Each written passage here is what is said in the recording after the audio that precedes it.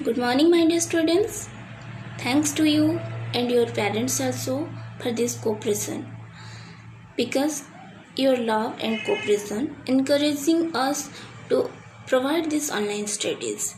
So thanks again, and let's start our online studies. Okay? देखो, आज मैं तुम्हें जो पढ़ाने जा रही हूँ वो तीनों क्लासेस के लिए है, मतलब 5, 6 और 7 क्लास की, क्योंकि आज हम व्याकरण पढ़ेंगे और व्याकरण का जो विषय है वो तीनों क्लास में सेम ही है, एक विषय है। तो इसीलिए ये क्लास तीनों क्लासेस के लिए है और आज का जो विषय है उसका नाम है वर्ण विचार। तो तुम सब अब तुम्हारे व्याकरण किताब में वर्ण विचार विषय को खोलो।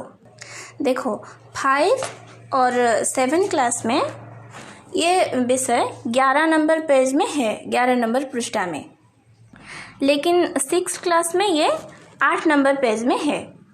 समझ गए? तो अब तुम सब अपनी अपनी किताब की वर्ण विचार विषय को खोलो और मैं जो पढ़ा रही हूँ उसे समझने के लिए कोशिश करो, ठीक है? तो पहले हम ये जानेंगे कि वर्ण किसे कहते हैं, ठीक है?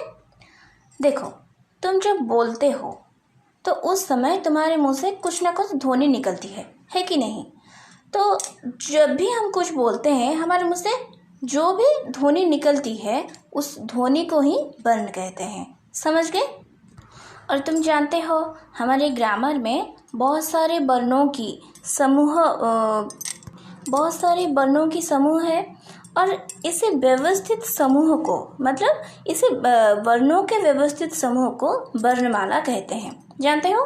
तो इसे वर्णों को मुख्यतः 2 भाग में विभक्त किया गया है, एक है स्वर वर्ण और दूसरा है व्यंजन वर्ण। तो स्वर वर्ण है 11 और व्यंजन वर्ण है 33। तो कुल मिलाकर हिंदी की जो वर्णमाला है मोट वर्णों की संख्या हो गया 44। तो अब तुम सोच रहे होगे कि स्वर वर्ण और व्यंजन वर्ण क्या है। तो पहले हम जानेंगे कि स्वर वर्ण किसे कहते हैं। देखो, जिन वर्णों को उच्चारण करते समय किसी अन्य वर्ण की सहायता ना लेकर बिना किसी रुकावट के उच्चारण किया जा सकता है उन्हें स्वर वर्ण कहते हैं। मतलब उस वर्ण को उच्चारण करते समय हमें किसी भी बाधा का सामना नहीं करना पड़ेगा और ना ही किसी दूसरे वर्ण की सहायता लेनी पड़ेगी, तो उसी वर्ण को ही स्वर वर्ण कहते हैं। जैसे कि अ, आ, छोटी ई, बड़ी ई, उ, छोटी ऊ, बड़ी ऊ, रु, ए, ऐ, ओ और औ, इन सब को स्वर वर्ण कहते हैं। लेकिन व्यंजन वर्ण किसे कहते हैं? जिन वर्णों के उच्चारण में स्वर वर्णों की सहायता लेनी पड़ती है उन्हें व्यंजन वर्ण कहते हैं। समझ गए? जैसे कि क, ख, ग, घ, व, च, छ, ज, झ, ञ, ट, ठ, ड, ढ, ण, त, थ, द, ध, न, प, फ, ब, भ, म, य, र, ल, व, तल्वेश, मुद्नेश, दंतेश और ह, इन सब को व्यंजन वर्ण कहते हैं। तो देखो, इन सब को स्वर वर्ण कहा जा रहा है और इनको व्यंजन वर्ण कहा जा रहा है, लेकिन इनको व्यंजन वर्ण क्यों कहा जा रहा है? तो देखो, ये जो सारे अक्षर तुम देख रहे हो, इन सारे अक्षर में पहले से ही स्वर वर्ण मिला हुआ है, वरना हम इस अक्षर को उच्चारण नहीं कर पाते, क्योंकि इन सभी व्यंजन वर्ण का मूल रूप हलन से शुरू होता है। जैसे कि क का मूल रूप होता है ये हलंत क, लेकिन उसमें जब अ स्वर वर्ण का मिलन होता है, उसमें अ स्वर वर्ण जुड़ जाता है तो वो क उच्चारण होता है। लेकिन तुम देखो, हलंत क को हम उच्चारण कर सकेंगे क्या? खुद करके देखो, समझ पाओगे। देखो, जब हम आ या फिर आ का उच्चारण करते हैं तो हम आसानी से कर लेते हैं, अ या फिर आ, जितने भी स्वर वर्ण हैं हम उसको उच्चारण आसानी से कर सकते हैं। लेकिन हलंत क को अगर तुम उच्चारण करोगे तो नहीं कर पाओगे। कब कर पाओगे? जब हलंत क में एक स्वर वर्ण मिल जाता है, जुड़ जाता है, मतलब हलंत का या फिर हलंत ख में जब आ मिलता है तो ओ पूर्ण तरह से ये रूप ले लेता है जिसको हम उच्चारण कर पाते हैं। इसीलिए कहा गया है कि बिना स्वर वर्ण की सहायता से एक व्यंजन वर्ण को उच्चारण नहीं किया जा सकता। इसीलिए ये व्यंजन वर्ण है और ये स्वर वर्ण है। इसे उच्चारण करने के लिए हमें एक स्वर वर्ण की ज़रूरत है, लेकिन स्वर वर्ण को उच्चारण करने के लिए हमें किसी भी वर्ण की आवश्यकता नहीं है। तो अब समझ गए स्वर वर्ण क्या है और व्यंजन वर्ण क्या है। तो इन्हें छोड़कर कुछ और वर्ण भी है, जैसे कि एक है संयुक्त व्यंजन और अजोगवाह और अन्य वर्ण। तो संयुक्त व्यंजन में आता है क्ष, त्र, ज्ञ और श्र। इन्हें संयुक्त व्यंजन क्यों कहते हैं? क्योंकि ये जो व्यंजन है ये दो व्यंजन वर्णों की मिलावट से सृष्टि होती है। मतलब जब हम क्ष कहते हैं तो उसका सृष्टि किस तरह हुआ है? आधा क और श ये मिलकर श हुआ है। उसी तरह आधा ता और र मिलकर त्र हुआ है, आधा ज और ज्ञ मिलकर ज्ञ हुआ है और स और र मिलकर श्र हुआ है। इसीलिए हम इनको संयुक्त व्यंजन कहते हैं। तो उसके बाद आया अयोगवाह। ये दो चिन्ह है जिसको हम किसी भी अक्षर पर देकर व्यवहार करते हैं, प्रयोग करते हैं। तो उसके बाद आया अन्य वर्ण जिसमें है ड़ और ढ़। तो वर्णमाला की सारी वर्णों को तुम जान गए। तो और एक बात मैं तुम्हें कहना चाहती हूँ कि वर्ण भाषा की सबसे छोटी इकाई है जिसको कि और टुकड़े नहीं किया जा सकते। मतलब देखो, अगर हम एक वाक्य लिखते हैं तो उस वाक्य को अगर हम टुकड़े करेंगे तो हमें कुछ शब्द मिलेंगे। जैसे कि हम यहाँ लिखे हैं सूरज उगता है, तो अगर हम इसको टुकड़े करेंगे तो हमें मिलेगा 3 शब्द, जैसे कि एक सूरज, उगता और है।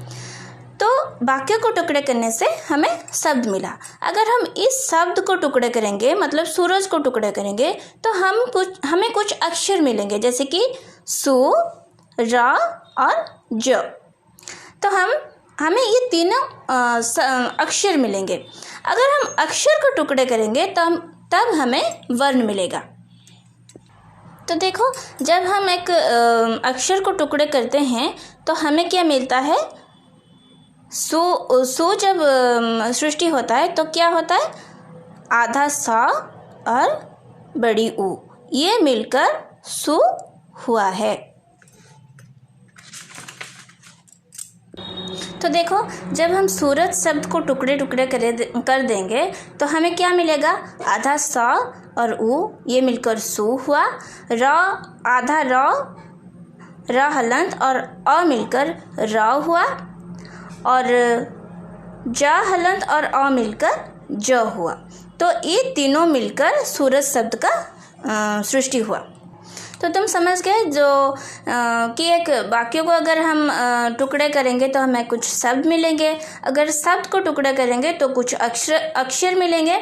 अगर अक्षर को टुकड़े करेंगे तो हमें वर्ण मिलेगा, जो कि ये है आधा वर्ण। लेकिन वर्ण को हम और टुकड़े नहीं कर सकते, इसीलिए कहा जाता है वर्ण भाषा की सबसे छोटी इकाई है। समझ गए? तो अब तुम जान गए कि स्वर वर्ण और व्यंजन वर्ण किसे कहते हैं। तो अब जानेंगे कि स्वर वर्ण को कितने भाग में विभक्त किया गया है। देखो, स्वर वर्ण को मुख्यतः 3 भाग में विभक्त किया गया है। एक है हर्ष स्वर, दूसरा है दीर्घ स्वर और तीसरा है प्लुत स्वर। तो हर्ष स्वर किसे कहते हैं? जिन स्वरों के उच्चारण में सबसे कम समय लगता है उन्हें हर्ष स्वर कहते हैं। जैसे कि अ, छोटी ई, छोटी ऊ और रू, इन सब को उच्चारण करते समय हमें बहुत कम समय लगता है, इसीलिए इसको हर्ष स्वर कहते हैं। उसी तरह दीर्घ स्वर कहते हैं किसे? जिन स्वरों के उच्चारण से दुगना समय लगता है, जिन स्वरों के उच्चारण में हर्ष स्वरों के उच्चारण से दुगना समय लगता है उन्हें दीर्घ स्वर कहते हैं। जैसे कि आ, बड़ी ई, बड़ी ऊ, ए, ऐ, ओ और औ। मतलब हम हर्ष स्वर को जितने समय में उच्चारण कर पाते हैं उससे दुगना समय लगता है दीर्घ स्वर को उच्चारण करने के लिए। इसीलिए इन सारी अक्षर को दीर्घ स्वर कहा जाता है और इन्हें हर्ष स्वर कहा जाता है। तो उसके बाद आया प्लुत स्वर। जिन स्वरों के उच्चारण में हर्ष स्वरों के उच्चारण से तिगुना समय लगता है उन्हें प्लुत स्वर कहते हैं। मतलब इसका उच्चारण थोड़े लंबे समय तक होता रहता है। जैसे कि एक शब्द है ओम। जब हम ओम उच्चारण करते हैं तो कैसे उच्चारण करते हैं? ओ उम ओम। मतलब जब हम ओम को उच्चारण करेंगे, थोड़े लंबे करके उच्चारण करेंगे तो हमें क्या सुनाई देगा? ओ उ मा, ओ उ मा, ओम। समझ गए? तो उसी तरह हम जब बुलाते हैं क्या भैया, मतलब भैया तुम थोड़ा लंबा करके बुलाते हो, तो ये भी प्लुत स्वर का एक उदाहरण है। मतलब इन स्वरों का प्रयोग प्राय दूर से बुलाने के लिए किया जाता है। जैसे कि तुम्हारे पास अगर कोई तुम्हारे भैया तुम्हारे पास नहीं है तो तुम जब उन्हें बुलाओगे तो कैसे बुलाओगे? भैया, मतलब थोड़ा लंबा करके। तो इसी तरह जो भी हम थोड़ा लंबा करके बोलते हैं तो उसे प्लुत स्वर कहते हैं। तो उसके बाद आया मात्रा। देखो, व्यंजन वर्ण के साथ जुड़ने पर स्वर का रूप बदल जाता है जिसे मात्रा कहते हैं। मतलब देखो, क एक व्यंजन वर्ण है और जब उसके साथ आ स्वर वर्ण मिल जाता है तो क्या होता है? का। तो यहाँ क में आ की मात्रा लगा हुआ है